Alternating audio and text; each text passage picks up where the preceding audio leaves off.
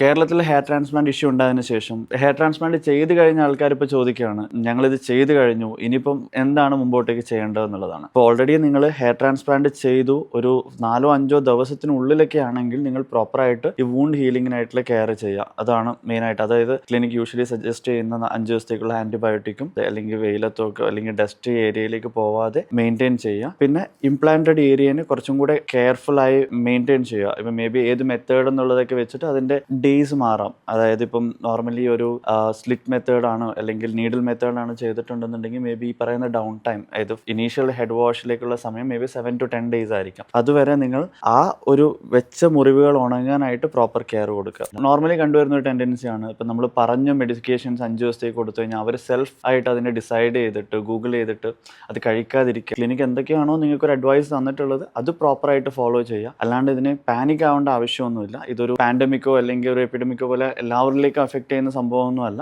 Rarest of rarest ആയിട്ട് സംഭവിക്കുന്നതാണ്. ഇപ്പം നിങ്ങളിപ്പോൾ ഓൾറെഡി ട്രാൻസ്പ്ലാന്റ് ചെയ്ത് ഒരു 3 ആഴ്ച ഒരു മാസം വരെയൊക്കെ കഴിഞ്ഞിട്ട് ഒരാളാണെങ്കിൽ ഈ പറയുന്ന കൈൻഡ് ഓഫ് ഇൻഫെക്ഷൻസ് നിങ്ങൾ ഇനി പേടിക്കേണ്ട ആവശ്യമില്ല. അതായത് ഈ നടക്കുന്ന സ്കാൽപ്പ് ഈറ്റിംഗ് ബാക്ടീരിയ എന്ന് പറയുന്ന ഒരു ഇഷ്യൂസ് ഒന്നും ഒരിക്കലും ഉണ്ടാവില്ല. നോർമൽ കേസസിൽ നമ്മളൊരു 1 month ഒക്കെ കഴിഞ്ഞ് കഴിഞ്ഞാൽ അവർക്കിപ്പം ഈവൻ ഹെൽമെറ്റ് അവർക്ക് വെയർ ചെയ്യാം അല്ലെങ്കിൽ വർക്കൗട്ടും കാര്യങ്ങളൊക്കെ ചെയ്യാൻ നമ്മൾ സജസ്റ്റ് ചെയ്യാറുണ്ട്. അതുകൊണ്ട് ഇപ്പോൾ ഒരു ഷെഡിങ് ഫേസിലൊക്കെ നിൽക്കുന്ന ഒരാളാണെങ്കിൽ ഈ പറയുന്ന പ്രശ്നം നിങ്ങൾക്ക് അഫക്റ്റ് ചെയ്യുന്ന ഒന്നുമല്ല. അതിൻ്റെ പേരിൽ നിങ്ങൾ പേടിക്കേണ്ട ആവശ്യമില്ല.